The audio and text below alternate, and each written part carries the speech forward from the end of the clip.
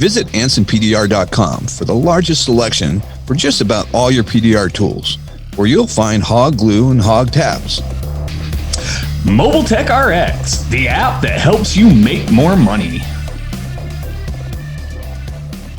Hey, what's happening, everyone? This is another episode of PDR Tool Time with your host Vince D'Alessandro, Daniel Grom, and John Renstrom. This is episode 240, where we're going to be talking about blending hammers and different techniques and all sorts of new stuff that is out there pertaining to blending hammers. What do you guys think? Huh? And tips. Oh, and tips. Oh my gosh, how can I forget the tip? Yeah. So what's going on, Vince, with the cowboy hat, man? You going Brokeback Mountain on us? No, that was last week. I'm Cowboy Vinny. Come on now. Cowboy Vinny. That's all right. So Cowboy Vinny, are there any like blending hammers and tips in this Vinny's grab bag? I got to go because we don't want to move this crap. Oh yeah. All those went. They have already went. They went. They did has march on that out been of there. Going good for you? What's that? Has that been going good? The Yeah, little sale? yeah. All the Ultra stuff is pretty much gone. Okay. And we have a crap ton of CarePoint tools, which is fine because CarePoint tools, we had a crap ton, and a crap ton is already left. We're halfway through it, I guess. Wow. But you know, the thing is, these are all quality tools. CarePoint is no joke. I love those tools. Are you kidding me? Yeah. CarePoint makes good stuff. I want some to be left when I get there to get some. Well, when are you going to be here, Daniel? December 2nd. December 2nd. Okay, yeah, because we have our last Toys for Tots in the old building, December 5th. I can't guarantee that those tools are going to be there.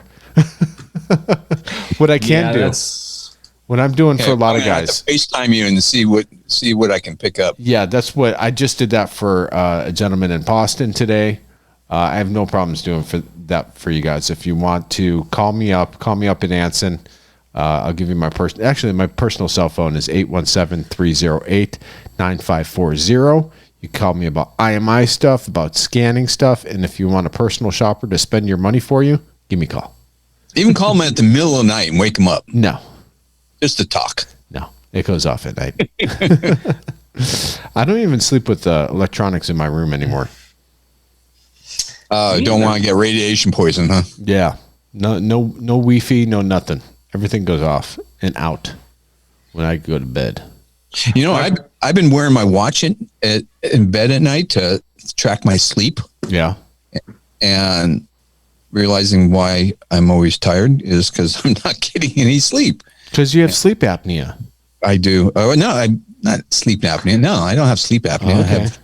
I just don't sleep. Restless leg syndrome? I got like 6.5 hours of sleep last night, and 2.5 hours was deep sleep, which is a record for me. Nice. I'm very about that. Well, how many tiki drinks did it take to get you to that point? None. No tiki drinks yesterday. Oh, see, maybe that's why. You did the exact opposite. You didn't have a drink, so you slept good. Maybe no drinky before bedtime? Mm-hmm. Actually, I went to bed early. That's the key to it, because I went to bed at 11 instead of my normal midnight. Oh, man. I'm out by 10 o'clock. How about you, John? I think you go to bed early too, huh? I'm down between 10 and 10:30 every night. I'm falling asleep. Yeah. Get my best ideas at 10 o'clock. And then I'm like, I'm excited again.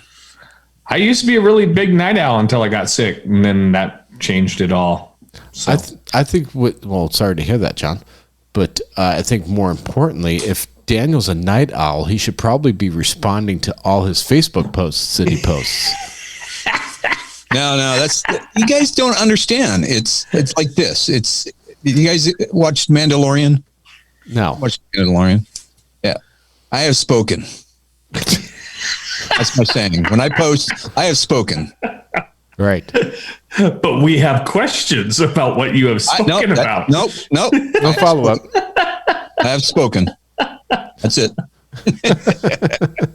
Well, all right, Madam. Let's get to the meat of tools. I'm excited about talking about tools. You know why I'm excited? Because I got a hail car I'm working on this week. Yeah. So you're going to get some blending hammer time, man. I'm going to get I'm getting to use all the tools that I don't get to use a lot of, which is fantastic because I love being able to use all my hail tools and whatnot. So I got this car set up. I hired an R&I guy and he took everything apart for me. Are you serious? You Oh, hell yeah. dork. Yeah. Well, it was this kid. See, everybody's laid off right now. And I know this kid is really nice. And he didn't have any work. So Okay. Well, there you go. I'll give you that one. Now, was he in the automotive world before? yeah, he's working at one of the local body shops. Okay. Really nice kid, 21 years old. And I was like, yeah, I don't want to take this thing apart. Yeah, hire him. And he took everything apart, man. I thought you were going to say like he was a Lego builder or something. I know. Come over here. But- Deconstruct this. You know what? You know what tools that I'm finding? So I started off with sharp tip, using some hail rods, right? And then I remembered, I was like, they weren't coming out exactly. This car is one of those, it's lightweight metal, super lightweight metal. Yeah. And so you got to have a really light touch. I ended up switching to that new VIP spiky ball. Yeah. The Death Star or the Iron Maiden? The smaller one, the Iron Maiden. Iron Maiden. And I got to tell you guys, if you guys are pushing hail, man, you got to get that tip. Yeah. That tip is because it pushes just like a sharp tip does, but it pushes out cleaner and way faster, way faster. I mean, because this has it had some significant dents, but it had a lot of little tiny, just very insignificant dents, but a lot of them. And it just, they're all significant when I charge for them. Exactly. Yeah, right. But it's so clean. It is clean. Come on. I think it's cleaner than the Hedgehog. And the reason I say that, John, do you have one or no? Like a Death Star? Yeah. You do? Okay. Yeah, I've got them all. I'm the one that come up with the Death Star name. Right. And I came up with the Iron Maiden. Yeah. And I was thinking because of Bill and Ted, throw him in the Iron Maiden. Iron Maiden. That's how I found out what an Iron Maiden was, even though I was listening to Iron Maiden for like 10 years prior to that, right? Right. So, that's what an Iron Maiden is. Okay. Torture device. But do you find that, John? Because I know with the Death Star or the Iron Maiden, it's a different push than the Hedgehog. And like when I would push with the Hedgehog, I would get like little micro tips and paint damage. Not really damage, but you could block it off and sand it down or whatever. Yeah, but I'm not getting that with the pickle stars. marks. Yeah, but I get that more with the Death Star on steel.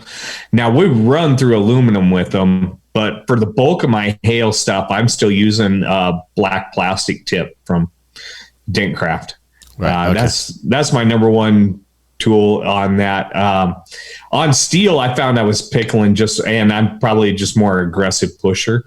What do you use Dentcraft? P1, P2, P3, what? I got to go get the number here, so give me a second here. I also think if it's out in the open, those tips really shine. If you start getting towards an edge of something, yeah, it's a little bit more rigid.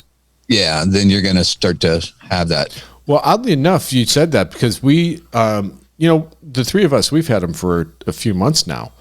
Yeah. And Anson, we finally got some into Anson yesterday, I believe. Yeah, yesterday. And we didn't get a lot of them because they're expensive.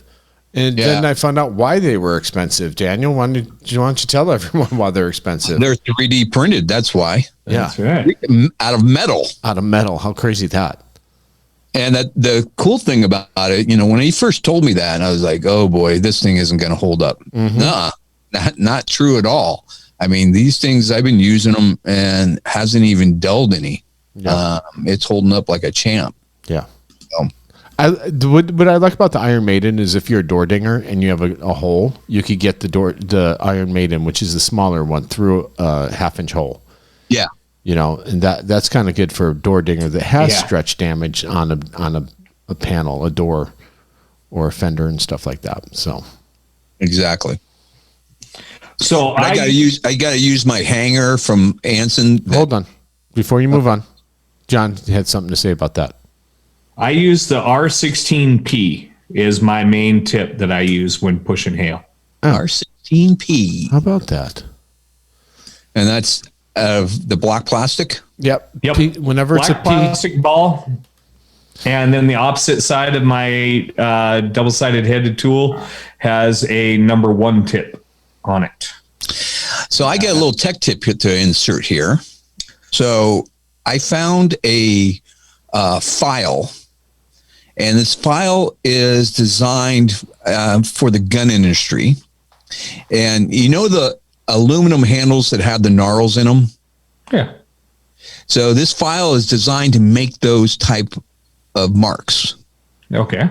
And I bought one of these files, and I got a metal tip, and I rubbed that thing across it, and it makes it like a little traction ball. But you can also do it to plastic too, to rough up your plastic. But I'll have to find out what the name of it. There's a specific name for this file. I'll find the name and I'll put it in the show notes. Yes. I like to polish my balls. Loose is fast. Fast is loose. Okay, I moving like to on. fix hail cars fast. So no, I don't need I don't like my plastic. That's actually why I switched to the plastic, was I don't like the heavy traction. I want it to move and glide without grinding into the E-coat. Gotcha. And with the art, now just so you know, I learned this from working at Anson. I now know all my Dentcraft tips. So if there's a P on the end, it's plastic. If it's R, it's a red cap, kind of like an R4. You could get an R4 with nothing on it, which is just metal. If there's no number, no letters behind it, it's a metal tip. So you got P, you got R for R, cap covered, and blue, or B for the blue cap. And if there's no numbers at all, then it's a metal tip. Gotcha. Yep. So if it was metal, it would be an R16, for example. Exactly. But John likes plastic, so it's an R16P. Now, if I wanted the red cap, kind of like on an R4 cherry tip, it'd be R16R. Right. So Yep. they actually really did a good job numbering their tips and stuff like that. If it's a mushroom tip, it starts with an M. If it's a bullet tip, it starts with a B. So they're clever over there. They're smart people over at Dentcraft. The A1 is the one that started with all the really clever numbering game. A1. Oh, okay. Original A1. Yeah, Jerry Blem. Yeah, Jerry Blem. All his, it was the size or the diameter of the rod. Yeah. And, it would be like 1/4 inch. And then, there's method behind the madness, I should say. Yeah. And even I think Blem to this day, they still do that. Yep. So, yeah. It's the way it's numbered. Well, cool. All right. So we are talking about tips now, but we're talking about pushing tips. Yeah, we kind of deferred from our blending hammer topic. Yeah. What happened to blending and knockdown tips? So my favorite blending tip right now is the VIP flat. The flat. Yeah, and it's like one. So the original VIP, Plastic or metal? Metal. Okay. Metal one. Metal tip, and so it's one size up from like the original VIP. It's a little bit wider, and the reason I like that is it works the same as the original VIP, but if you get into some soft paint, it doesn't flatten the paint any. Yeah, you don't leave the dimple marks. Yeah, it's broad enough where it doesn't do that, and so it kind of does both of what I want it to do. Does that make sense? Yeah. But I have it on one of my knockdown, and then I also have it on I have one of those small little hammers, and I use it as an extension knockdown. Yeah. And I have it on both. Okay. What about you? Now I rock 2 different blending hammers. So on one, I've got the VIP leather tip, which I got to find which part number that is. So That is probably the smaller one, right? the smaller leather tip. Yeah, that's money. It looks like it'll fit on a pull cue, right? Yes. Yep. And then on the opposite side of that, and then I've got on my other hammer, I have got one of the, what we were just discussing was the M96R. Hey, John, could you go back? I accidentally hit Siri and it canceled out what. Okay. What happened? Oh, I hit Siri. So on one side, you have the what? I've got the VIP leather tip. Yeah, I got that. Then on the opposite side of that, then I have the Edgy Tools knocker. Gotcha. The original polished steel knocker. Uh-huh. And then on my other blending hammer, I have the M96R along with the VIP original. Gotcha. So then I can use either as an extended hammer or either hammer alone. That's cool. And I never swap the tips around. Yeah. See, I like the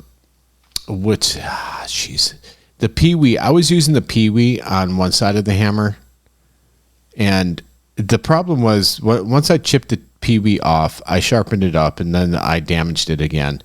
And my problem is you can't find dead-on dent tools tips right now. I mean, I don't know what's going on at the dead-on dent tool camp, but I had to switch over to I hate to say it again, but VIP, because if you go with the material that it's made from is really hard, right? And VIP, the Battleship Gray, is the same material as, or at least I believe it's the same material. I don't know 100% because obviously they're two different camps, but to me it feels like it's identical. And the only bad part about the Battleship Gray tips that he has is that you have to buy them in the set, and they're kind of, you know me, I'm still a cheap guy. Even though I work at a tool company, I don't get a discount. It's $89. I think it's $89 for three, right?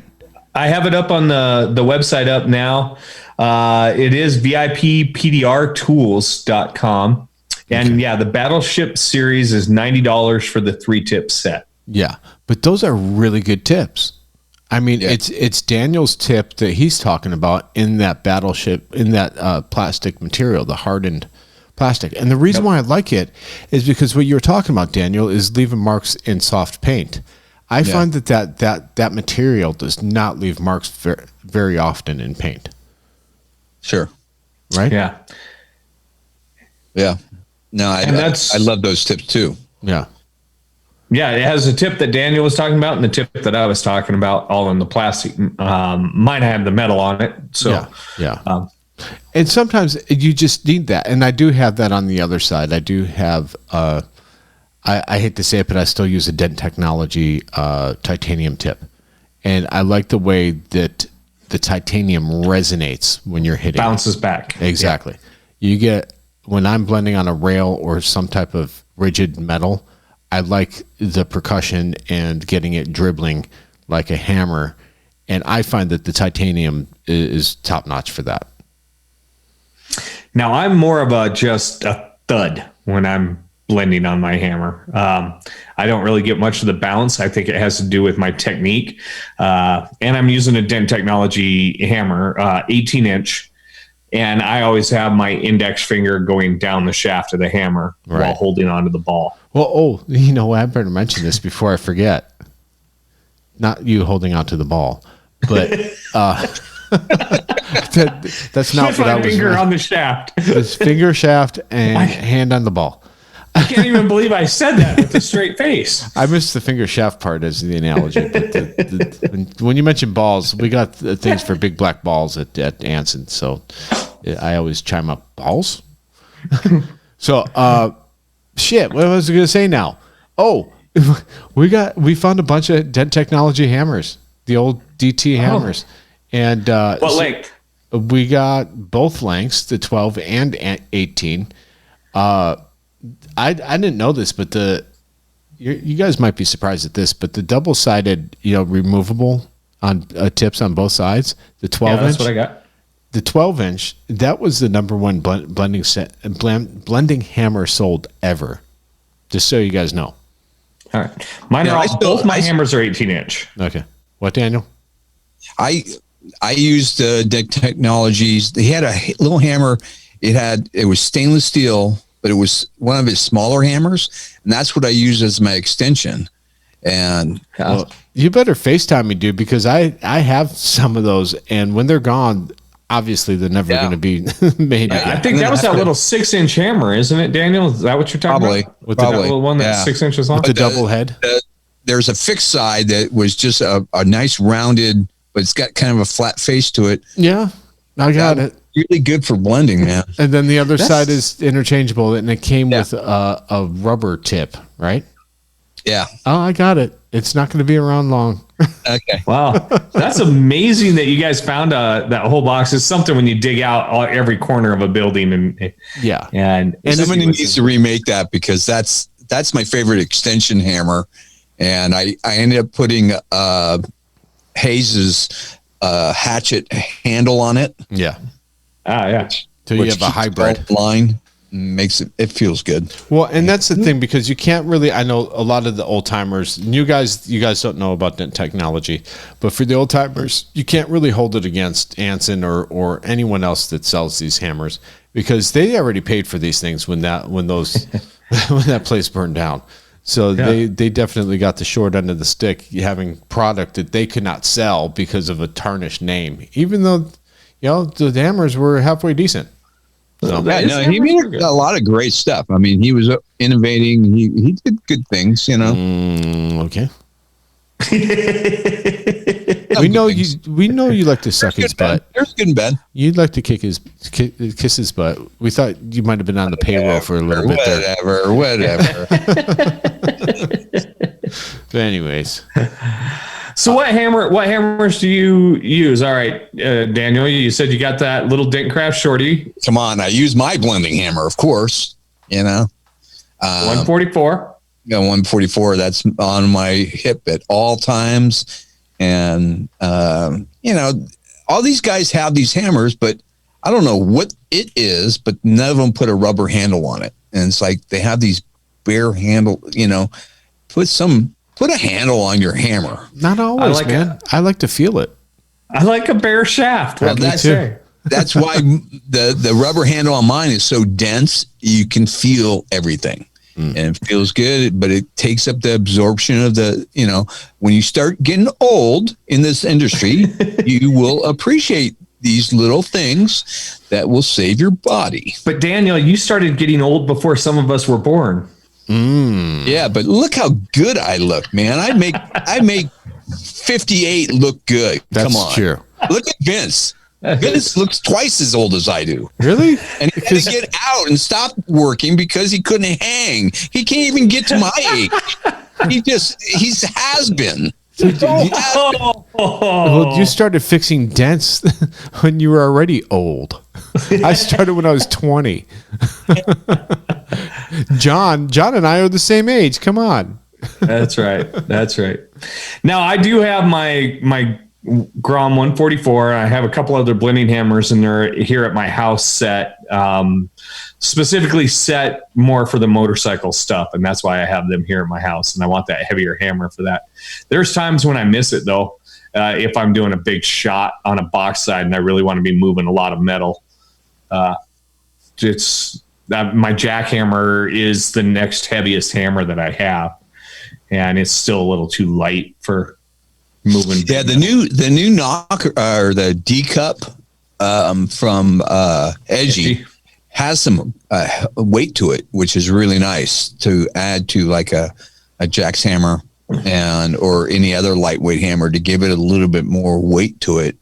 And at first, when I first looked at that thing, I thought it was perfectly flat. But when I actually put it on a panel, it has this ever so slightest little curve to it, and which is really nice. I really appreciate that, because when you hit on a panel, especially something that's lightweight like a Subaru, for instance, you'll see a little tiny divot on a hammer, and the flatter it is, the less divot you see. So if you're working on an eyebrow, the less divot you see, the less cleanup you have to go back and do. Yeah. And a lot of guys don't know, like on my face, it's such a big face on it. If you hit on the edge of the face, it's flatter. And so you can use a flat, but if you need it to be a little bit more pronounced, you hit it in the middle. You know, as beautiful as and crafted as your hammer is, Daniel, I never could get it going with me. It's just too heavy for me. Well, look at those weak and flabby muscles you got. Exactly. You can't even lift the weight. I would get exasperated swinging that thing. It's for moving a lot of metal. I don't like it for doing the little stuff. Yeah, like, but you put it in the hands of like Ian Cordell. Dude, I had him. Looks like a toothpick. Dude, I had him. He was using the Craftsman aluminum hammer. He came over to my shop and he was working on a fender, and it looked like he was working a little toy. He looked like he had like Fisher Price hammers and tools, and his big old mitts. I mean, his mitts are like banana hands. Yeah, they cover our faces. I know. I know. I watched him loop his thumb on the backside of a pickup tailgate and slide the fifth wheel hitch into place, with his fingers. It was insane, Yeah. Lost his hands. Yeah. All right, Vince, what was your go-to blending hammers? Well, you can remember. I have a memory. Oh, yeah. That didn't sound as good on my end as it did on yours, by the way. Here. I got it. I got to go with the Craftsman hammer, the red side of the Craftsman hammer. I would blend the shit out of stuff. It doesn't matter how small or how big. That was always in my hand. So I would start with that and get a lot of metal moved first. And then for precision, I would move on to something different.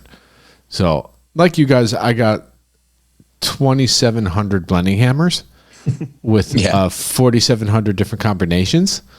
But the reality of it is I really used about 5 consistently. You know what I mean?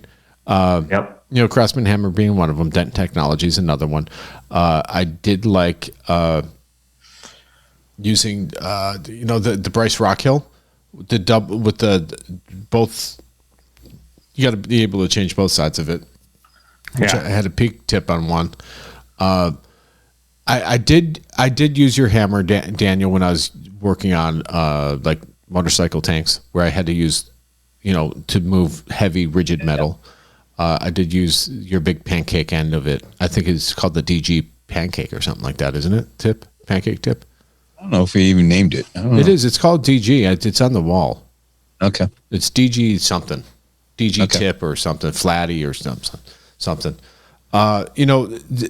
What started that all off was the Drew's Tools Flatty, if you remember, and it was purple, and that got me used to using titanium. Titanium, yeah, and he made it purple, anodized, and I ended up polishing that off and making it a really nice tip.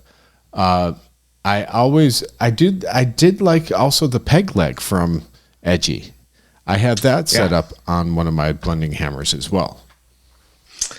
Yeah, I dinged that one, and I still haven't got it sanded and polished back up. And that's the problem with, and maybe I'm hard on my Edgy tools, but I usually damaged them, and that's why I kind of veered away from his peak, his tan peak and his black peak. I don't know if I was using them in the wrong scenarios, but I would mushroom tip the end of them. So. It's that wild swinging of that Craftsman hammer. Would you guys agree having the choice and being able to, it's almost like a golf bag, where you're working on a car and you're going, I'm going to use my 9-iron, or I'm going to use my 2, or because I look at blending hammers the same way. It's your putter. Any serious golfer has more than one putter, right? Yeah. Throughout the years. you got to have some choice, depending on what the panel is. We got high strength steel, we got super high strength steel, we got aluminum. Now we have regular metal, we have thin regular metal. And grabbing the right hammer for the job is really, really nice. As a professional, I keep amusing myself when I have the right tool for the job and it does it perfectly. It just brings glee to my life. It is magic, though. It really is. It's just like, that is nice when it works out just perfect. Now, ask me what's the number one blending hammer sold at Anson? There's where I was going next. What is the number one blending hammer at Anson? There is none. Okay. It's a mixed bag of... It is a very personal choice. It is. You know what? You mentioned, what's his Dings, Hayes Freeman, right? I've been there 3 months now. I did not recall one or two leaving at all, right? Maybe someone else filled it, maybe, but I never saw one leave. And I'm like, man, those things are still on the shelf. Yesterday, I filled 2 orders I sold 3 of them, so there's no rhyme or reason to it at all. It's just, sometimes it's a Daniel Graham hammer. Sometimes it's a Dings hammer. Sometimes it's a Shane Jack's hammer. Well, like Daniel said, it is extremely personal. I know, even my body hammers, it's like I had my go-to 3, but my body hammer drawer's got 25 hammers in it. Yeah. And it's like each one has a specific job, but for Universal, it was always this one from Snap-on. That was like my go-to. Yeah. And I still have my original body hammer that I bought when I was 9 years old. Yeah. Very first Cornwell hammer. That's awesome. The original handle. No, nice. Well, oddly enough, they and paddles have been popular lately as well. We do sell a lot of paddles out of Anson, but they have nothing to do with blending at all. It's just the way you strike. No, obviously. That's the thing that kind of baffles me, because a blending hammer does multiple tasks and a paddle only does one task. And if I'm going to have something right there, I want it to be able to do multiple things. Yeah, so it seemed efficient to me. The paddle was just not a natural thing for me compared to using a hammer. Probably the old body guy in me. But there are times when a dent's really bad and it just needs to be paddled. That's it. Yeah. That's all there is to it. Bad dent. Paddle that dent. And you know what? I actually use... Why'd you mute yourself there, John? Are you choking on laughing so hard? I was. Like whenever I got a dent on close to a body line, like where on a door where you had a molding, right? I would actually take a paddle with the leather tip and use it as a dolly and then grab my crossbow. Right. You're hitting it with a hammer. Yes. Yeah. I do that a lot. Like when you get a kink on the inner side of a fender, I use a paddle for that too. Yeah. Yeah. So there are uses, but I want you all to realize, well, Daniel, you just said something that if you get a kink on your fender, a blowout, you're supposed to be using your anti-blowout tool. Yeah. Well, this is more like, okay, you're done with it. Oh, and then you got to knock it back up. You just want to finish it off. Gotcha. Now, one thing, not to change subjects, but the anti-blowout tool has been used differently lately, and I just want to clarify a couple things. It's meant to be, as a dolly behind there as well, where you put your plastic pushing tip on the painted surface and push down a blowout. If it already happened, you're able to precision that onto the tip. Do you know what I'm saying, guys? Yeah. Take the 2 feet, the bridge. You would take that off, yeah.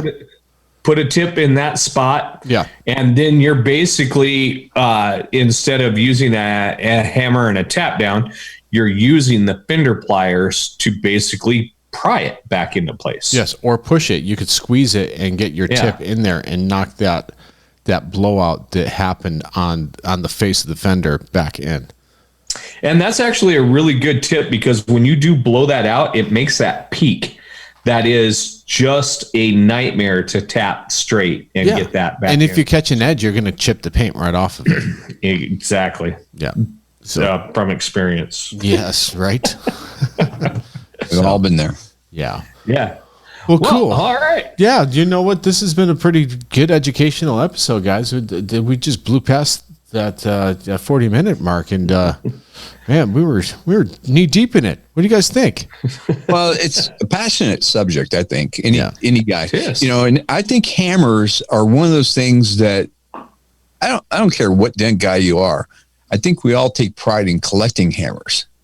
Even when I go to like the flea market, if I see a guy with old body tools and stuff, I go through there and I look for some old hammers. I'll say, oh, that's a nice little old hammer. I'm going to pick that up. That's cool. $2 there, and I've got a nice collection of old hammers. I got a real nice collection of really, I call them jewelry hammers, small hammers for fixing moldings, and I've taken them to the. Oh, hold on. Wrong one. Bench grinder. Oh, man.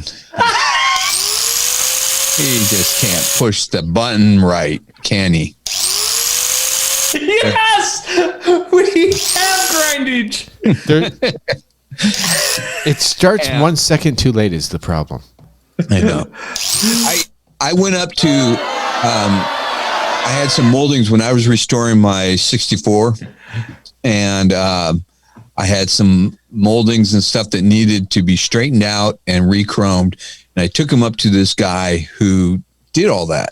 And I went in, I wanted to see how he straightened out moldings. And if you guys ever get the chance to see one of these guys live, go spend some time with them. English wheel. No, they actually make wooden bucks made for each piece of molding, and they're carved, and then they have all these hammers that they just grind on and put different shapes on, and they're just hammering and dolling with all these little hammers, these jewelry hammers. So and weird. Stuff. Wow. And they're straightening them out, and like stainless steel, you straighten it out, and then basically they're filing them, and then they're sanding them and then polishing them. Yeah. And that's how that process works on stainless steel. Yeah. But the same thing goes for, aluminum or anything else that needs to be recoated or re-anodized or re-chromed. Yeah. And, but I got to look at all this stuff, and everything's homemade. And at one point I was like, I'm going to make all this stuff. And I threw that out the window. Yeah. Well, I think for me, one of the most important things is this is where it shines when you go to an industry trade show. This is where you're going to find your blending hammer that is just for you. Get over. Not everyone lives in the DFW area. You can't all go to Anson and try one on for yourself, but you can, plan a trip to Mobile Tech Expo, which we just talked about with Sheldon last episode. It's happening. So get out there. This is the excuse to go out and try new tools, touch, feel, destroy. It looks like we're going to have the PDR Tool Time Playground if Daniel actually shows up for it this year and hangs out with us. Oh, yeah, man. And so that'll give you an opportunity to touch, feel, and destroy. And hopefully we'll be able to get some cars in there, and you could try them out and all that good stuff under our guidance and direction. We'll all be in there. Right, Daniel? What are you talking about? I was working harder than you did. Okay. You were doing your IMI thing. Exactly. Then you deserted the booth. Oh, whatever, dude. I'll be working the booth. It was like, when the cat's away, the mice will play. All I heard was from the people in the booth was like, where's Daniel? Where's Daniel? I was there the whole time. I never left. On Saturday. Every Anyways, day. clearly a sore subject for me. Oh, I'm getting the index. That's why we don't do video, Daniel. All right, gentlemen. So yeah, we're recording this tonight. The debate is going to be on. I hope you all enjoyed it. Oh, I'm popping up some popcorn. Can't wait. Yep. Remember, don't play any of the drinking games because they all involve each candidate. How about the bingo cards? Did you get your bingo card? Don't do it. Don't do it because all of those games involve each candidate saying stupid stuff, and both of these two guys say stupid stuff all the time. I know you'll be way too drunk to go to work tomorrow. So don't play any drinking games. Just don't throw anything at your TV. Well, this is in reference to the October 9th debate, because by the time you guys hear this will be over a week later. So yeah, September 29th debate. Is it September 29th? I thought it was like October. That is tonight. 9th. Yeah, September 29th. The next one is like October 9th or something. Yeah. So, all right, gentlemen, what do you got to say for yourselves? Don't forget to level up your blending hammer. Don't do stupid stuff with your blending hammer. And always use a straight blending hammer and keep it stiff. Thanks a lot. Make sure to hit that subscribe button so you can stay up to date with all the industry and tool-related news every week. Don't forget to grab your Magnatech mat, available at most PBR tool distributors.